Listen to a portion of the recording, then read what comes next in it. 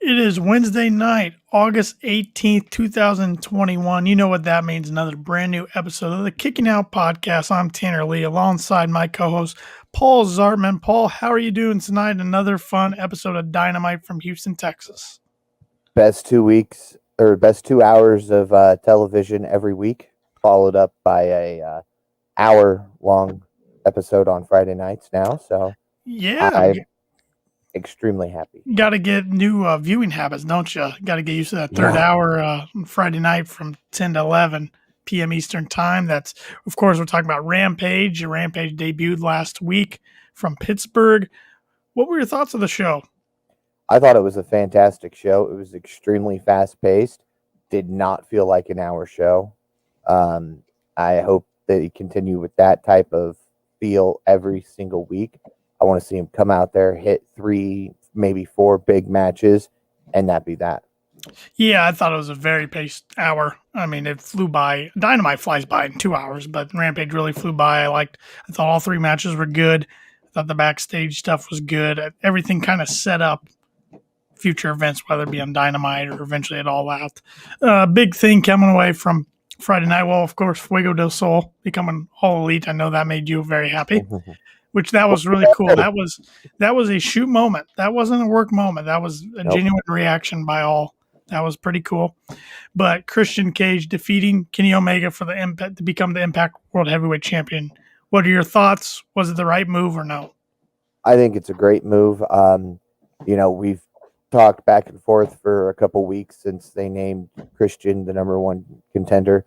How do they set this up for All Out? I think that match on Rampage really helps set it up. Christian Cage took belts away from the belt collector, and now the belt collector is mad and wants them back. I did like the way they had Christian go over. It wasn't clean, and I like that because I don't think that hurts Kenny too much. If it was a clean loss, I think it does. I have seen the argument out there, well, now Kenny's got a loss under his belt when he eventually loses the AEW title. If it's to Hangman Page, which a lot of people still think it will be eventually, does that subtract any from Hangman's big win? No, I don't think it does. No. Because Hangman and Kenny, Hangman hasn't beat Kenny yet. You're right. So it would still be a big win for Hangman over Kenny. Yeah, and I understand why they pulled the trigger on Christian winning the Impact title. He'll be in the Impact Zone tomorrow night. He's an Impact TNA, whatever you want to call it, legend. They have a soft spot for him in their hearts. I mean, I remember back in 2012 when Ric Flair was an active talent in TNA, and WWE made a deal for him to come over and show up at the Hall of Fame induction ceremony. But in a trade, TNA could get any talent from WWE pretty much they wanted. Maybe John Cena was the only one that was off limits, and they chose Christian Cage over everybody. Oh, yeah, absolutely. He's got everything that TNA represents back then. I will say, though, I was surprised over the weekend that Kenny Omega defended the AAA title over Andrade at Triple Mania. After Christian beat him Friday night at Rampage, I thought Andrade would beat him. Then he would kind of go in this downward spiral with only 1 title. But that wasn't the case. Well, here's what's interesting. I came across an article where Kenny pitched dropping to Andrade. And the owner of AAA said, nope, not happening. You're holding the belt. Right. It was first reported that AEW and Tony Khan didn't want him to drop the belt, but then Dave Meltzer came back and said actually they were fine with it. It was the AAA owner. Yep. So I think he will eventually drop that probably sooner rather than later. But I definitely thought it made sense after him losing Friday that he'd lose it on Saturday. But it wasn't meant to be, and he still got 2 belts. He just lost to Christian. So, and we're talking AAA. Congratulations to the Lucha Bros on a successful title defense. Honestly, forgot they had those tag titles until you texted me that the other night. So. I did too until I was reading it and I came across it and I was like, "Oh, didn't even know that." Yeah, they never bring them on AEW television or anything. So heck, we haven't seen them together on TV in months. I know. In action, I should say. They've been together backstage lately, but in action. So. Promos, in ring, a little different. Yeah, Absolutely. So, all right, let's get into tonight's Dynamite, which, like I said, took place from Houston, Texas. All right, on the University of Houston's campus. Um, yeah, I wasn't sure what we were going to start. Actually, I thought before the program started tonight, it was going to start with the AEW Tag Team title match. So I Oh was yeah, wrong. You know, they get into the show, they're going over to the matches, and then they said Moxley and Eddie Kingston are going to come out to speak. So they're making their way out, and then they get attacked by 2.0 and Daniel Garcia. They completely take Moxley out and Kingston out for a little while. Then they call out Sting and Darby Allin, said, "Get a ref out here, let's go." Lights go out, come back on. Sting's music hits. Darby and Sting come out. Darby attacks Daniel Garcia and 2.0 to start the match. Match goes a little everywhere around the arena. We see Darby take a spot, which I'm sure he was thinking about it all day long, probably all week long. Of They did kind of their finishing tag team move and threw him up about 10 feet up in the air where he smacked his face on a wall up there. But we see Eddie Kingston come back, even up the sides, which I'm glad that happened because I'm like, why is Daniel Garcia still here? It's 3-on-2 all of a sudden. This doesn't make sense. This was advertised as a tornado tag. But then the big highlight of the match, I think, was when Matt Lee and Jeff Parker teamed up and powerbomb Sting through the table, which made me cringe a little bit, just given the history of the Buckle Bomb with Rollins at Night of Champions in 2015. But Sting stands right up, pounds his chest. Darby drop kicks them both. Sting gets them both into Scorpion Death Drop, hits them both, and then gets the Scorpion Death Lock on both of them and makes some taps. So very fun way to kick off Dynamite tonight. And this was Sting's first match on TNT since 2001, 20 years. Yeah, 20 years, 20 plus years. Yeah, it was a few months Ric in Flair there. and him closed the last Nitro. It was the last time he wrestled a match on TNT. So, and Tony Schiavone called that match. He did? He made that well known tonight. Kind of comes full circle, as did JR in '89 when Sting ripped his knee up. That was made well known too. But very fun match. I like the way, of course, they protect Sting during these matches. And man, Sting still got it for a guy in his 60s. He's moving better. He looks better now than he did in his WWE run in 2015. Oh, absolutely. And towards the end of his WCW run in certain matches too. You're right. So, I mean, I won't say all matches, but there were a few where he was injured and he refused to take time off for it. And it really showed in his in-ring ability. So, okay. So we think we know what Darby's going to be doing next. We presume he's going to get in a short feud with a guy we think that's going to be debuting Friday night in Rampage during the first dance from the United Center, CM Punk. Yeah. I guess, Paul, I should ask you, one, do you think CM Punk is showing up Friday night? And two, if so, is his first feud going to be against Darby Allin or somebody else? I'm still at this very point torn on this. As a Punk mark, I want him to be there. But as a realist, I'm like, really? I mean, he drops hints about it, but then he'll be asked about it and he'll say, "No, I'm done wrestling." Says I'm coming to the ring. I haven't really seen him deny it this time. He did say that heels thing, but he's kind of playing into the rumors this time. He's never done that before. I know, and that's what makes me want to believe he's going to be there. But at the same time, it's Chicago. This is 3 years running. It's hard for me to do. Sure. I mean, I don't think Tony Khan books the United Center as quickly as he did if he knew Punk wasn't coming in. I will be shocked if he doesn't come out Friday. I think the sold-out crowd will be shocked, and I think it would be a moment that AEW probably let's just say it really hurt the company. I don't want to say they couldn't recover from it, but it would really hurt the company for a while. Yeah. Too many people, I think, are going to tune in to Rampage Friday night. I think it will hit close to 1 million. Yeah. I think it'll definitely, for its second week, it's going to do a lot better than a lot of other programs that we won't mention right now. Okay, so, all right, we're in agreement. We think Punk's showing up Friday night. For the most part, yeah. How does he show up? Or how would, if you were in charge of Rampage, in what part of the show and how does he show up? Mid-show, that 9:30 mark, or well, 10:30. 10:30. Yeah, I don't know why I was thinking 9 to 10. That 10:30 mark, and have him walk out with a microphone. I mean, what else do you do? It's CM Punk. The man is famous for being the voice of the voiceless. He's delivered multiple pipe bombs. I mean, let's not forget, all these years later, we're still talking about the time he put John Cena through a table and walked up to the ramp, sat down, and his mic got cut off twice.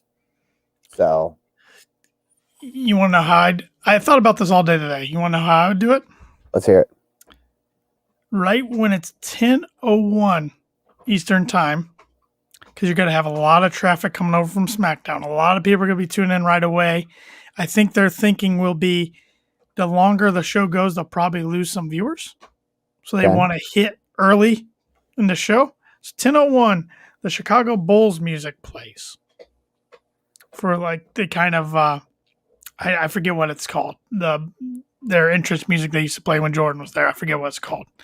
Okay. And then right after that, Cult of Personality hits. Roof literally blows off. Punk comes out. Crowd's going nuts for ever. Yeah. Punk grabs the microphone. All he says is 2 words, "I'm back." Mic drop, walks out, because it would also tie into what Michael Jordan did when he came out of retirement for the Bulls. He literally just put something in the paper and said, "I'm back." Okay. You let the crowd do, kind of like they were so ticked off at Roman Reigns a couple years ago, the WWE crowd, and booed him and booed him and booed him after he beat The Undertaker, and then finally said, "It's my yard now," walked away. So Punk lets the cheers get silent enough, then he can just say, "I'm back," and walks out. That's how I would do it. Okay. Interesting. Would you have him, "I'm back," or would you have him say, "All out," and walk out? Yeah, that'd be cool too. If that was the case, I would hope somehow it's a stare down with Darby or something, and he says "all out." But originally I wanted him. It would still be great if they do this. Give him the microphone, let him run for 10 minutes, no F bombs, say whatever you want. But I think they could do that next week. You just have him say, "I'm back." Your audience is going to be huge Wednesday night. Yeah. They're going to get a spike anyways Wednesday night. If Punk comes back. Oh, absolutely. I mean, he could walk out and deliver a 30-minute promo Friday night, and Wednesday night you're going to see that spike. If I was them, I would just do it earlier than later in the show. Okay. But they also have 3 matches already scheduled for Yep. Friday night. They got the Varsity Blondes against Lucha Bros in the Tag Team Eliminator Tournament. Jade Cargill against Kara Hogan, recently released from Impact. And then John Moxley and Daniel Garcia. So those are your 3 matches. Maybe they do something with Darby in the ring, and then Punk comes and interrupts him or something. But I do think that's the feud they'll go with. It's going to be face against face. It's going to be interesting. Where's that leave Sting? Mm-hmm. At ringside, as usual. I mean, we got to see Punk cut some promos on Sting as a face. I'm still not convinced he's coming back full face. He'll be a tweener. If he comes back, he's going to be a tweener. Problem is, the first so many times he'll be in AEW's in Chicago. Yeah. I mean, next Wednesday's in Milwaukee, but after that, it's in the Dynamite next Friday. Chicago. Yeah, Chicago. Yeah. So we'll see. Yeah. We'll see what happens. And maybe he just cuts little, 2-minute promos. Maybe does a stare down with Darby, and then we get the announcement at Rampage that those two will take on each other at All Out. Yeah. And then he doesn't show up the following week. Punk doesn't, of course. But shows up on Rampage just to go, gotcha again. If he does show up, which I think he will, I hope he's not used every week. Right. I hope he wrestles at the most 1 match a month. At the most. Probably not even that, though. Maybe like 1 every other month. Use them as a special attraction. Use them at your big Dynamites and your pay-per-views. Don't wear them out. Let him do commentary. Yeah, even that. He was great when he did his commentary in WWE. I absolutely loved him on commentary. he was one of, in my opinion, the best heel commentators that I've seen. Mm-hmm. So I think we could use that in AEW. So we will see. I mean, it's getting some mainstream buzz. I mean, the NFL Network, when they were recapping Chicago Bear highlights the other day, the guy mentioned Justin Fields is probably the most talked about thing besides when CM Punk's got a debut in All Elite Wrestling, and some other stations have picked up on it. So I mean, it's time. SummerSlam weekend for WWE, and it's time to pull the trigger of AEW and bring them in and contracts expire. I mean, let the wrestling world start talking and go a buzz Friday night. It'll be fun. It's going to be one of those moments that you don't want to miss as a wrestler. Absolutely. One more question I wanted to ask you about Rampage before we dive headfirst into the rest of Dynamite tonight. What do you think of the 4-man commentary booth the other night? Yay or nay? It was interesting. I can get behind it, but I really think they need Jericho and Excalibur or Jericho and Mark Henry on this full time. Well, Jericho doesn't need to yell so much, in my opinion. And I know there are some Twitter. He was yelling a lot. I thought Excalibur did a great job. Taz was good as usual. I thought Mark Henry did good. He's got some growing to do, but I like how they use him for interviews. Yes. I really like that. They're getting him up and moving around. I like that a lot. Although there is one thing that I did not like about Rampage. We see at the beginning the 4-man commentary team. Yeah. See where they're sitting. And then I think it might have been the Miro match. The commentary table is slid up against right to the side of the tunnel with nobody there. So it's like, don't tell us that they're there if they're not. Yeah. That was the only thing I had to say bad about Rampage. Yeah, it'll be interesting on the weeks they don't do it live. Because next week's from Chicago's live, but then I think the following Friday is not live, I don't believe. So, no. I think once they get through Chicago, they're going to be a lot more taped. Yep. So it'll be interesting to see how they do that. So. But after tonight's opening match, which saw Sting and Darby defeat Team 2.0, which I do want to say 2.0, they're really getting them some heat. I mean, Chris Jericho did spoil it today. They are his guest on this week's Talk is Jericho.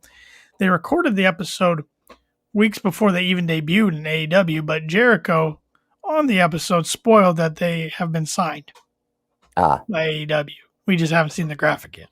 So yeah, but they are really pushing those guys. It'll come out tomorrow. Yeah, they are pushing those guys, Matt Lee and Jeff Parker, along with Daniel Garcia too. And next up we saw something that happened before Dynamite was on the air tonight, and that's Sami Guevara proposed to his girlfriend Pam. Pam and Sam. Yep.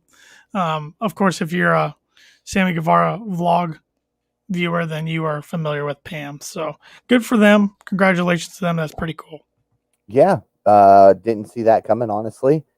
But, congratulations to Sammy, and, can't wait to see. Hopefully they don't do a wrestling wedding. Those don't turn out well. Right. But I'm sure there'll be plenty of material on next week's vlog. But good for them. I think they've been together for about 7 or 8 years now. So. Oh yeah, she's been with him through most of his journey. Yep, and he talked about that when he was addressing her in the crowd. So. Yep. We then see Sami Guevara against Shawn Spears. This was kind of the final chapter of this rivalry. We did see Shawn Spears make a little promo about Pam tonight. Then the match began. Spears attacked Guevara, which, I mean, would you expect anything less? We saw Tully Blanchard get involved, hit a spike pile driver on Sammy, but Aubrey Edwards kicked Tully out eventually. Then the rest of the match was back and forth. It was a really good, I think this was Shawn Spears' best match since he joined AEW. Oh, yeah, best match to date. A lot of high-flying moves. Saw a heck of a cutter by Sammy when they were both at the top rope. We saw him hit a 630 senton, but that didn't finish off Spears. But Sammy ended up hitting the GTH and got the win. After the match, he embraced with Pam at ringside and celebrated with the hometown Houston crowd. And Sean Spears, I should say, got split open during the end of this match. Yeah, those knees definitely hit hard. A little stiff. Stiff. Yeah. I mean, Sammy had the little nick on his chest from the chops and some of the other stuff, and I was like, okay, that's nothing new. Sammy's always got some mark on him every time he wrestles. And then I saw the blood, and I went, wait, where'd that come from? And then I realized, oh, Spears is split wide open from those knees. Yep. So but a good match to finish a nice little rivalry between those two guys. I would love next for Sammy to challenge Miro for the TNT title.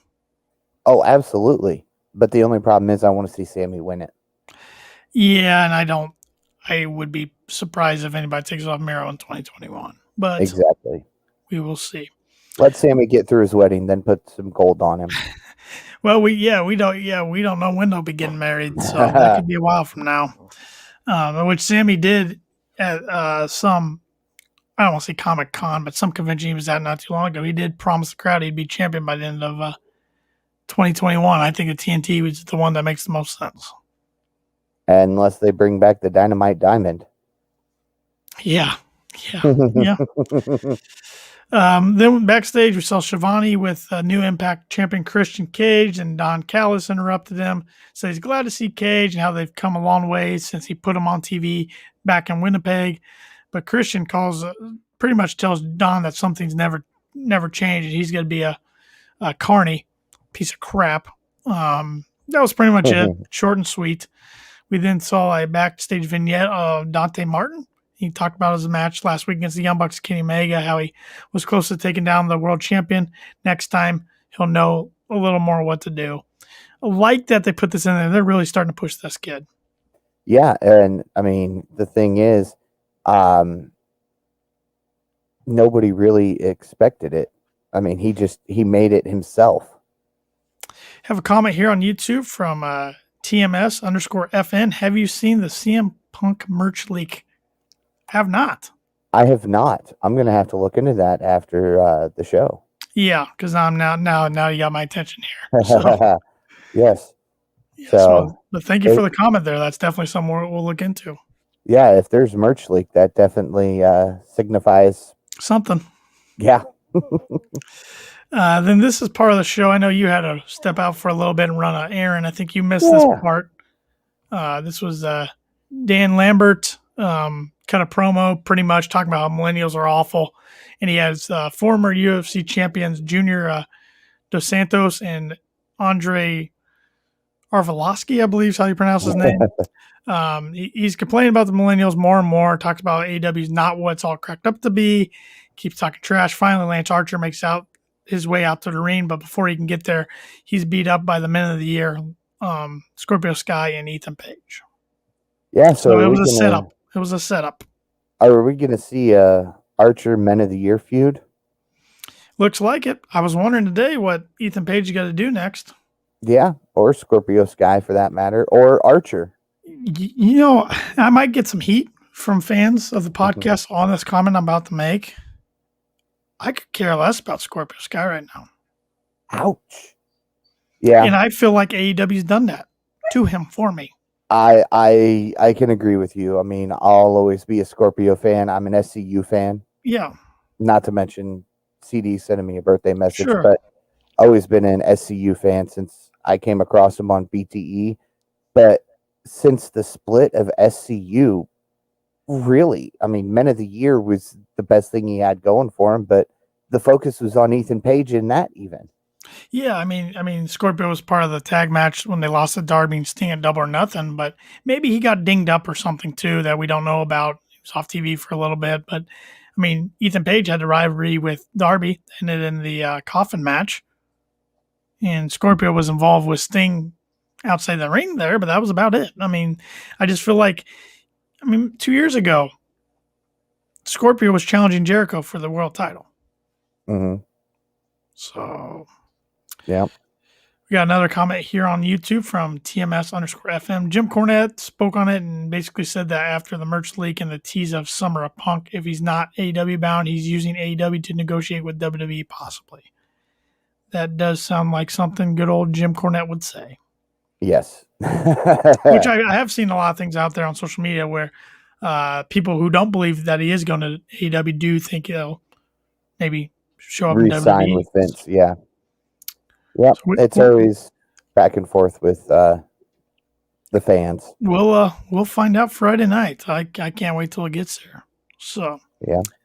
but after that beatdown of Archer, we got the AEW Tag Team title match between the Jurassic Express with Marco Stunt against the Young Bucks, who had Brandon Cutler, Don Callis, and the Good Brothers all with them. So the whole elite outside of Kenny Omega. This was a fun match, Paul. It was. There was a lot of back and forth action, a lot of close calls. I was really hoping this would end in Jurassic Express winning, but I didn't figure it would because it was a Dynamite, and normally they try not to have the tag titles change hands on Dynamite. I say that, and I think, well, actually, it has almost every time. But yeah, I didn't figure the Elite would drop it when I saw that the entire Elite was out there minus Kenny, but I still had that little shimmer of hope that this would be Jurassic Express time. Well, we saw Kenny come out and hit Marco Stunt with the chair. I might have popped from that myself. No, not at all. We also saw Christian Cage try to come out, and he did come out, and he took Omega out. But we also saw Christian get beat up after the match because the Young Bucks end up winning with the BT trigger and pin Jungle Boy to get the win. Kind of surprising there. I thought they would pin Luchasaurus for the win. Yeah. But then after the match, all of the Elite members came in the ring and they beat down Luchasaurus, Jungle Boy, and Christian. Omega hit Christian with the One Wing Angel. Then they stood tall in the ring and they left the ring celebrating. So, yeah, definitely a nice little way to prolong the feud between Kenny and Christian. And as we find out later on, Jungle Express and the Young Bucks. Yep. So, comment here again from TMS_FN, on YouTube. What CM Punk always wanted was a Royal Rumble win in WrestleMania main event. I would be devastated if he doesn't show up Friday, but Vince is a very, very convincing guy. He is, after all, Vince McMahon. That's true. They say once Vince can get you behind those doors, it's hard to say no to the guy. Yep. Let's see. The best way to describe Vince McMahon, if you're going up against Vince, a lot of times you've got no chance in hell. Yes. Very good. Right from his entrance music. Very well said, Paul. And TMS_FN said subscribe to our channel. And by the way, I don't know how long he'll be here. It's 3:43 a.m. there. Well, hey, you do what you got to do. We appreciate you being here, tuning in, subscribing to our channel. We cover Dynamite live every Wednesday after Dynamite airs. So appreciate the sub for sure, and have a good night. And we appreciate or good morning, I should say. And we appreciate the comments. Yes, definitely appreciate any and all comments that the fans leave us during the show, after the show. We try to get to everybody as we move through the show. We then see Dr. Britt Baker, DMD, with Rebel and Jamie Hayter. With Tony Schiavone, and Baker explains why she brought in Hayter, and Hayter challenges Statlander for next week on Dynamite. Yeah. But it didn't end up being Statlander. It ends up being Red Velvet. Yeah, there was some confusion. I was going to talk about this after we got through all this, because there's a promo that we'll talk about that happened backstage that said it would happen Friday night, and then I saw that it was on Wednesday night, or all the graphics were for Dynamite, even what they were claiming was for Rampage. So yeah, I'll get more into that as we go on. TMS_FM. I've never watched AEW, but I will 1,000,000% be watching Friday. I'm a huge CM Punk fan. And I think there'll be other people just like you that have never watched the AEW product, but will be tuning in to see Punk appear. And then hopefully AEW gets everybody's attention and have you tuning in on Wednesdays and Fridays from then on. Yeah, I'm definitely right there with you, TMS_FN. I'm a huge Punk fan, have been since his ROH days, so I'm really hoping he shows up Friday night. But sadly, there's still that little piece of me that says, not going to happen. Not until he shows up on your TV screen, huh? Exactly. When Cult of Personality hits, or Punk shows up on my screen, then I'll believe it. All right. Fair enough. We then see Matt Hardy talk about how he beat down Wheeler Yuta. Then Orange Cassidy challenges Matt Hardy. Doesn't do much for me, Paul. No, that is not a match I'm excited about. Orange is another one. A year ago, he was beating Jericho, and now... And he was just in the title picture against Omega. That's a good point. And now he's taking on Matt Hardy. Which, I mean, everybody can't be in the big main event storyline feuds. I get that. But the Hardy family office just does nothing for me. I've been an advocate about that on this podcast over and over again. They just don't do much for me. And I'm right there with you.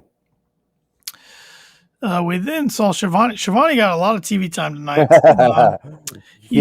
He brought out Paul White, and he thanked Paul for saving his son last week. Paul said it was great to be back in the ring last week. QT Marshall comes out to tell Paul that he forgives him for last week. Marshall says Tony Khan brought Paul White to do commentary, not go after any AEW championships. Marshall has the production truck show the x-rays from Paul White. And White says he spoke to Tony Khan, and he will have a match against QT at All Out. I'm excited for that match. That's the only way they can make me care about a QT Marshall match right now. Exactly. Or a factory match at all. I mean... No, that's true. Paul said it best. Oh, I can sleep better at night knowing that the factory forgives me. It's like, who cares? Yep. Yep. Another comment from TMS_FN on YouTube. I hope AEW catches my attention wider than Punk. It's a huge opportunity for them to reach the casual viewer because I don't watch WWE apart from RK Bro, and it's a huge opportunity to reach fans. 100% agree. I think there's a lot of wrestling fans starving for an alternative out there, and I think AEW is the perfect one. Yes. I know Paul and I, that's kind of why we got into AEW. We were both kind of getting close to losing our pro wrestling fandom, and AEW saved it for us. So yeah, I had become the very casual viewer. Yep. More pay-per-views and the go-home shows, and that was about it. And CM Punk's one of those guys. I mean, he hasn't wrestled a match in 7.5 years, and everybody still talks about him. Yep. And even if he doesn't show up, they'll be talking about him for another 15 years. He's stayed relevant and is arguably bigger now than he was when he left the WWE back then. So that's kudos to him. And yeah, they got to take advantage of that. Absolutely. We then see Jade Cargill and Smart Mark Sterling have a promo. Cargill says she will face Kara Hogan at AEW Rampage, which I kind of hit on earlier in the podcast. So that should be good. I want more Jade Cargill on Dynamite and Rampage. Yeah, she definitely has a good product. I mean, she is probably She looks like $1 million. Yeah. So I'm interested in seeing what they do with her going forward. Then see Shivani yet again. Backstage interviewing the Elite. Don Callis takes the microphone away from Shivani, but Shivani takes it right back and says Tony Khan has set up a tag team eliminator match, which we will see the Lucha Bros against the Varsity Blondes Friday night. And then next week we will see Private Party versus the Jurassic Express. Give me those two predictions right now, Paul. Varsity Blondes and Jurassic Express. I think I'm going to agree with you. I wouldn't mind a Lucha Bros Jurassic Express match, though. That'd be pretty fun. Yeah. And we haven't seen Ray Phoenix on TV for a while.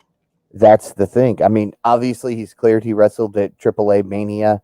But I don't know. I'm digging the Varsity Blondes Jurassic Express match. Yeah, if they put the Varsity Blondes over the Lucha Bros, it shows how much confidence they have in them right now.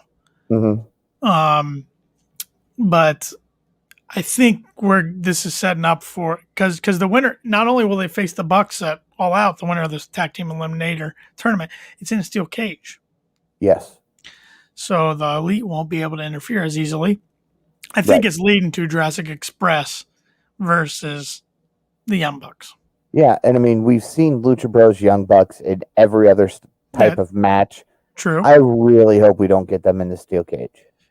And that's nothing against the Lucha Bros. I'm just Lucha Bros Young Bucks. It's getting stale. Been there, done that, and I don't see any way Private Party beats Jurassic Express, Oh, how Lord, they've no. been built. I mean, 2 years ago they beat the Bucks on on the first Dynamite, but Yeah. don't see that happening. Or Nope. one of the first Dynamites, not the first. First match of the tag team eliminator tournament. Yes.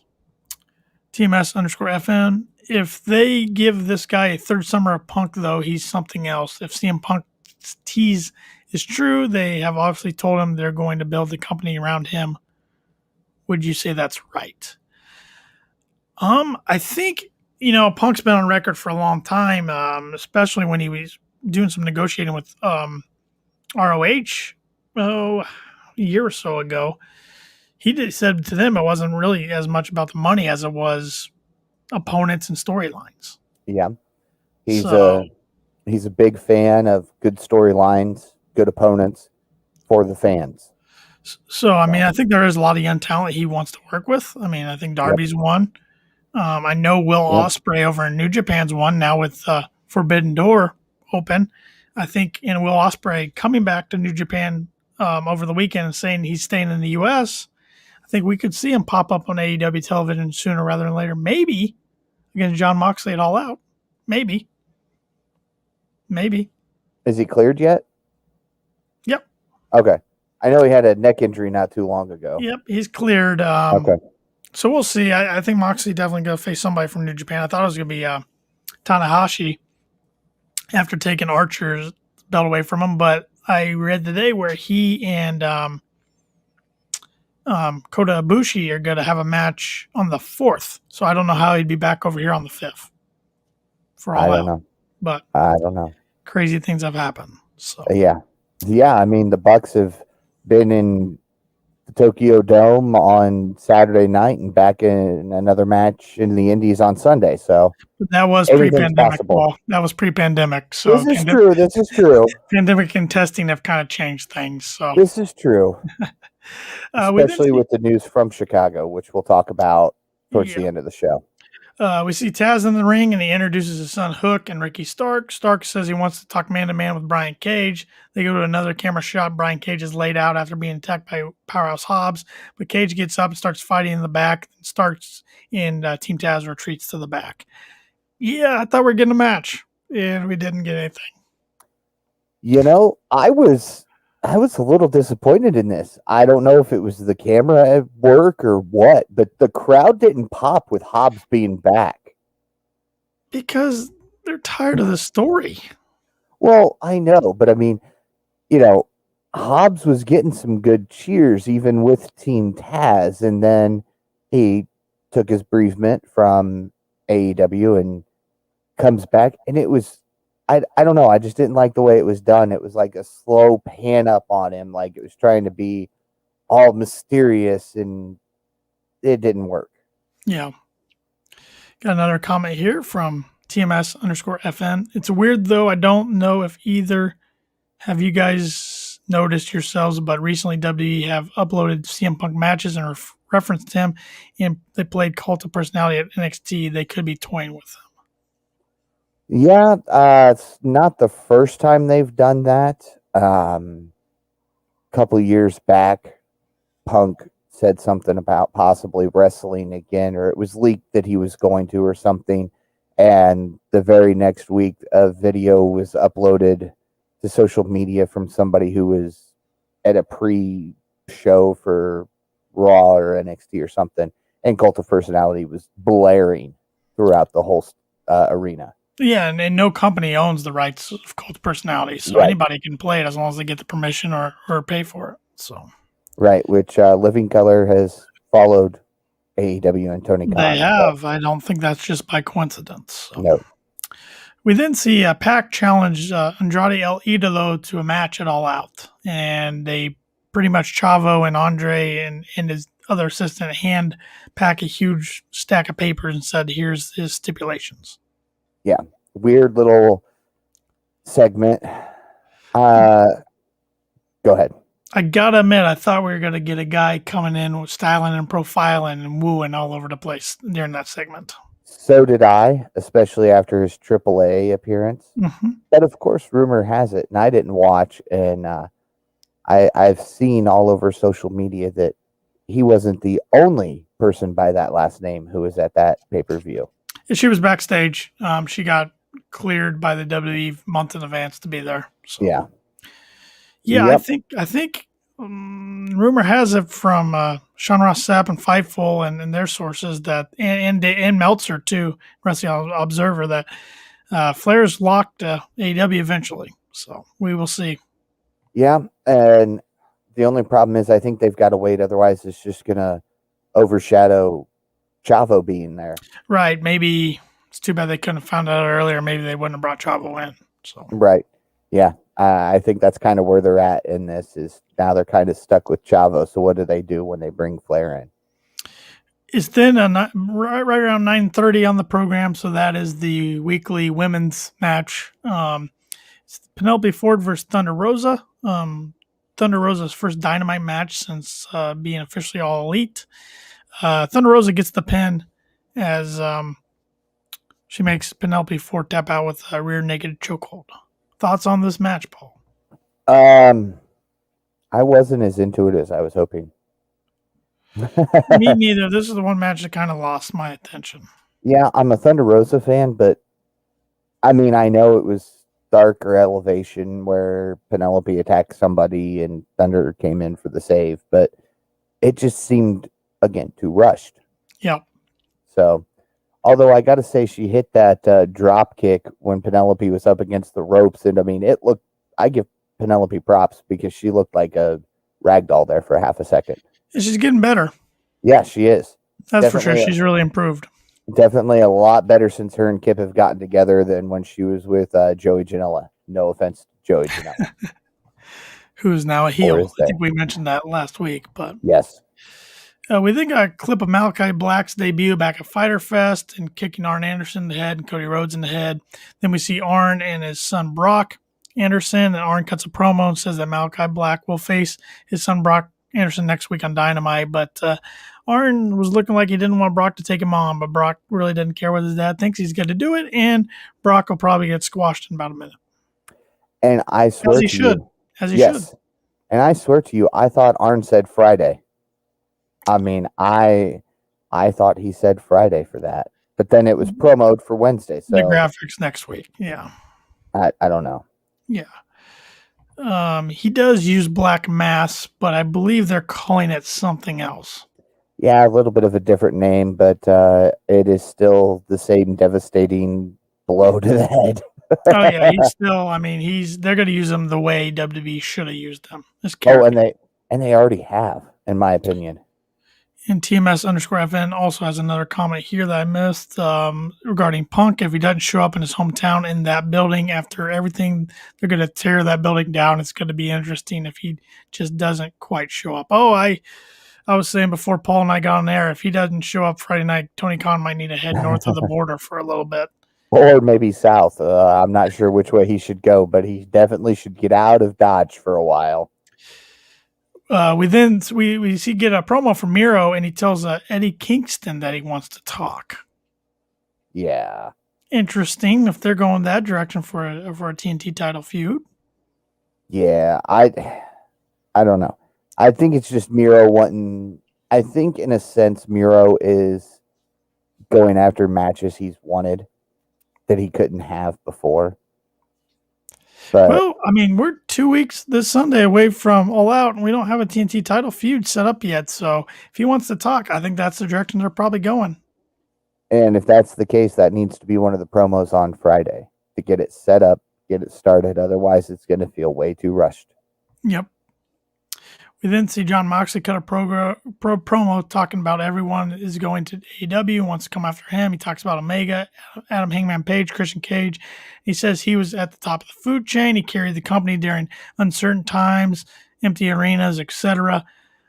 He says if Daniel Garcia wants to take him on the main event, he'll take him on. So that's Friday's main event at Rampage from the United Center, the first dance.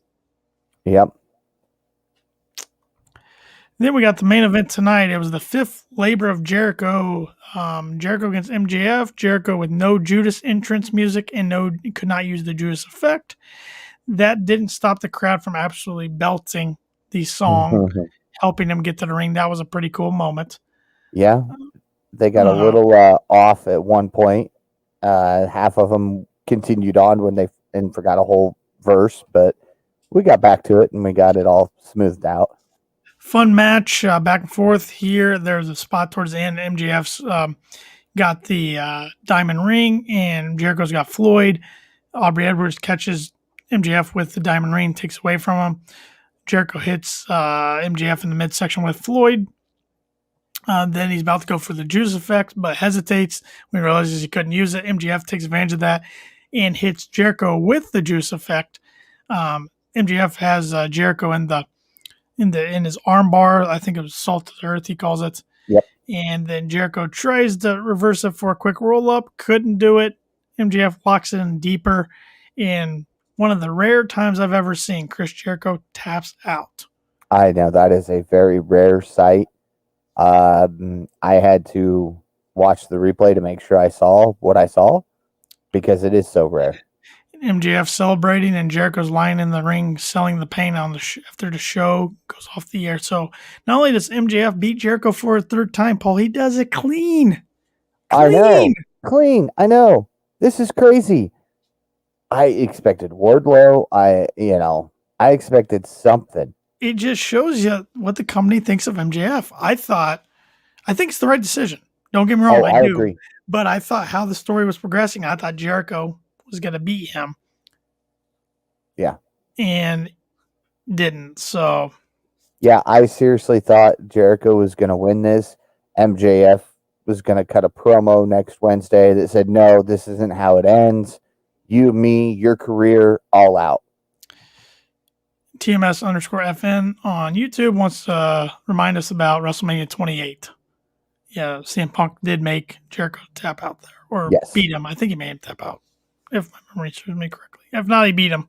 It was a good feud when Jericho was bringing up best in the world and best at what I do feud. Yeah, and he brought up the Punk being straight edge and his dad not Punk to give in to drinking alcohol. Yeah, so. But that was a good match in the show tonight. I don't know what's next for those two guys. It really seems to me they're ending these pinnacle inner circle feuds aside from FTR and Proud and Powerful because Cash Wheeler's out with an injury. Right. So I don't know what's next for these guys. I mean, I think Jericho takes some time off. I think he does. I think he'll end up touring with Fozzy because they do doing commentary on Rampage. Yep, they do have a lot of overseas tours set for Fozzy coming up here. October, November, I believe. Yeah. If they can still happen by then. Right. I don't know. Yeah. Right. We'll see. But I don't know. I kind of feel like this is a setup for Sammy to take on MJF in a I'm not going to let you get away with this type of match. Yeah, it could be. It's interesting. I mean, like I keep saying, we're about 2 weeks away from All Out, and there's a lot of stories not complete. I know. Not even really started. So I know. I think we'll see what happens. I think they had a plan for a lot of things. And the possible arrival of not one, but two talents kind of threw a curveball for everything. I still want to know when we're going to get the other talent. We focus so much on Punk. I think that's Grand Slam, Paul. Remember, because it came out and everybody's saying Grand Slam, and I've heard nothing else besides that. So I know. It would make sense. It allows us to deal with the Punk. Yeah, you don't want them too close together. Right. TMS_FN says he really liked Jericho at the time around 2012. He really thinks that storyline just really clashed well. Haven't seen him recently, but I imagine he's different than WWE. Oh yeah, he's transformed his character multiple times since then. Oh yeah, definitely a good one.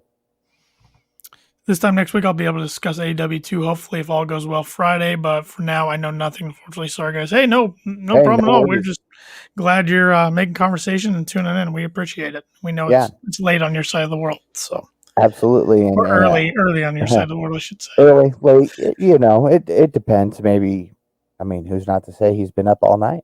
That's true. All right, Paul, give the rating a show from 0 to 10 and tell me who your wrestler of the night is, please. All righty.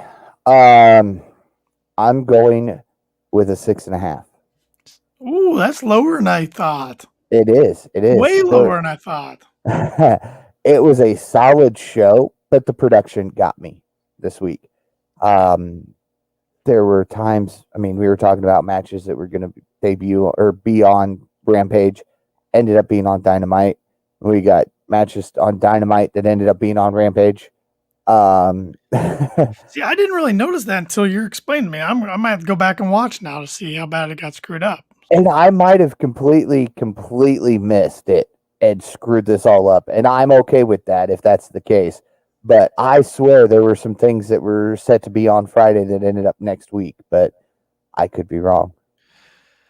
I'm going higher than my grades usual. You know, I've been 7.5. I'm going 8 because I thought the action in the ring tonight. Now, the women's match kind of lost me for a little bit, but I thought the rest was great tonight. I thought it was action-packed. I'm looking forward to the 3 matches on Friday. Of course, we hope it's a big CM Punk debut on Friday. I mean, I don't remember the last time I've looked forward to a Friday night wrestling show like this in years. Yeah. So I'm going with an 8. I really enjoyed the Sting Darby match to begin with. I enjoyed Sammy Spears. I enjoyed the tag match and the main event. I enjoyed all the matches, and the women's match was so for me. The matches were great. It was the production for me. Like I was saying, there was a lot of background noise during the Elite interview that I just couldn't get over. I thought there was somebody else coming in that was going to challenge the Bucks, and nobody was ever there. It wasn't any of the guys in the background making noise. So where did this sound come from? And I should say, I meant to mention this earlier, when they were backstage with the Elite, Kenny Omega's shirt said Chick Magnet on it. Yeah. And a week or two prior, he had Cookie Monster on his shirt. So a lot of Easter eggs with the abbreviation CM there. Yeah. Also, though, let's not forget there's a pretty good heel from Cleveland that used to call himself the Chick Magnet that CM Punk demolished. Yeah. Yeah. So, well, one time CM Punk said that's what CM stood for. Chick Magnet. So. And at one point it was Cookie Monster. Yep. So I'm telling you, AEW wouldn't do all this just to troll their fans. Exactly. Yep. Exactly. Sammy might. Yeah. You know, with his whole new The Champ Is Here shirt, and it's the Sammy Vlog title. Yes. Instead of the WWE Championship. TMS_FN says on AEW Snapchat story the other day, they took a picture of Luke Gallows and put his clobbering time. How much closer could you get? Yeah. Yep. They're doing a lot of teases. I don't think, I mean, they know they don't like to mess with their fans' intelligence like the WWE does. So. Right. And let's not forget Luke Gallows does have a tie-in with Punk, as Luke Gallows debuted as Festus, and then the Straight Edge Society saved him from his family's drugging medication that made him snap to violence when the bell rang.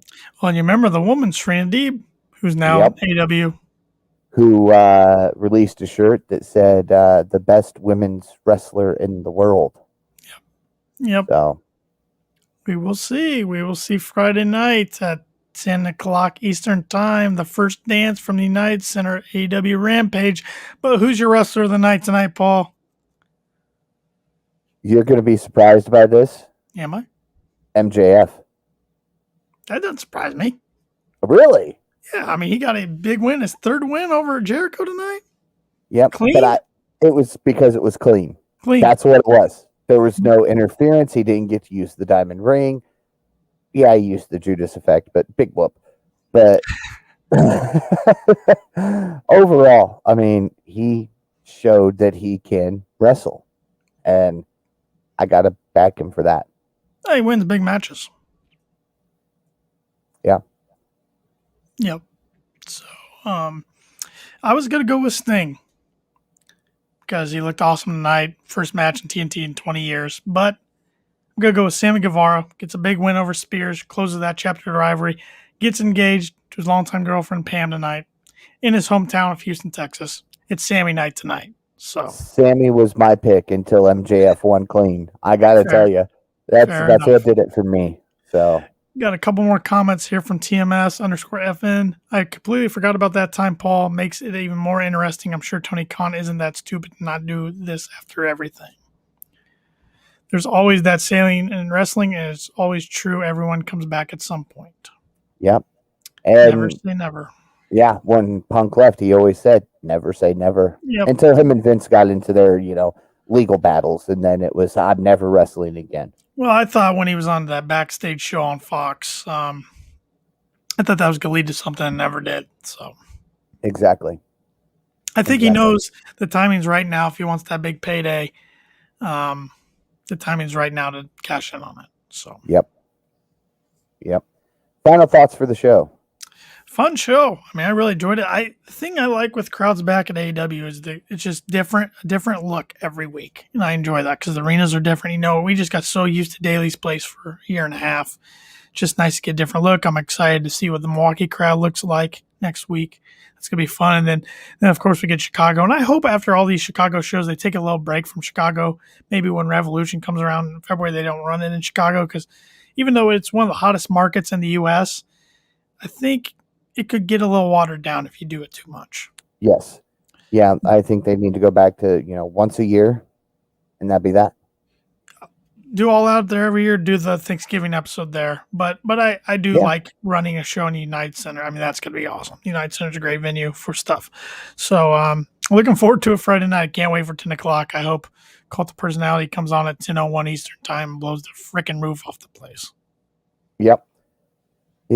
And I completely agree with you from start to finish in your statement there with your final thoughts. I am definitely looking forward to seeing AEW at the United Center. Got one comment here real quick from TMS. And once again, thanks for joining us tonight. We appreciate it. Tony won him at first. AEW didn't prove themselves. And from everything I've heard, even Jim Cornette's saying, I really think AEW may have just had proved themselves to Punk, not like they needed to. No, I think I agree with that. I think they hadn't proved themselves when they first were interested in him in 2019. So now they have. And he hopes AJ Lee comes back. She would come back as AJ Mendez, though, wouldn't she? Yeah, she would. But she'd be a great addition to the women's roster if she's interested. I have not read anything if she's interested in getting back in professional wrestling or not. So nope. Haven't seen any real talk around AJ. If she does anything, maybe it would be as Mendez, or maybe she'd flip the script and go, AJ Brooks. Yeah, that'd be interesting. So never know. Anything can happen. It's pro wrestling. Yes, sir. So with that said, be sure to head on over to ProWrestlingTees.com and get your Kicking Out podcast gear. You uploaded a new design. Yeah, we got a new design, 2 different colors. It's the KOP logo, but also has the wording Kicking Out Podcast and the established 2021 on it. You can get that in a white t-shirt or a gray t-shirt. So yes, for now. Maybe some more colors will be added, some more designs. Just get on the lookouts whenever I get some time and have something come to my mind. I kind of get messing around with it. So, and to answer your question there, TMS, I did see the Ruby Riott stuff. Paul and I both did. Oh, yeah. Ruby Soho, as she's going as now. And I'm thinking the Grand Slam. If not before then, we'll see her pop up because I think she is AEW bound. So, we will see. There's a lot of rumors that she is. So she's another one of them. She'd be a great fit in the company.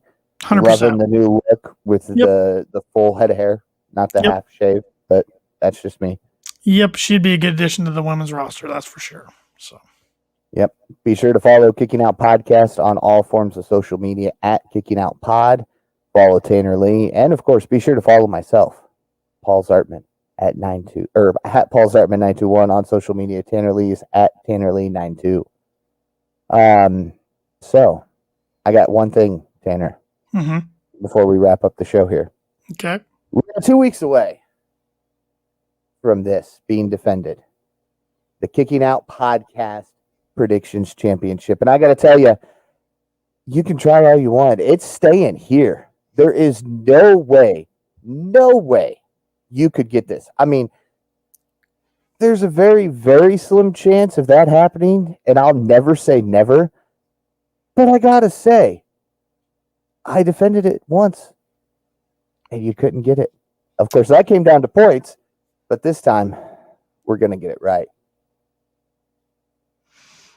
I'll leave you with that thought. I'll have a rebuttal next week. Looking forward to it.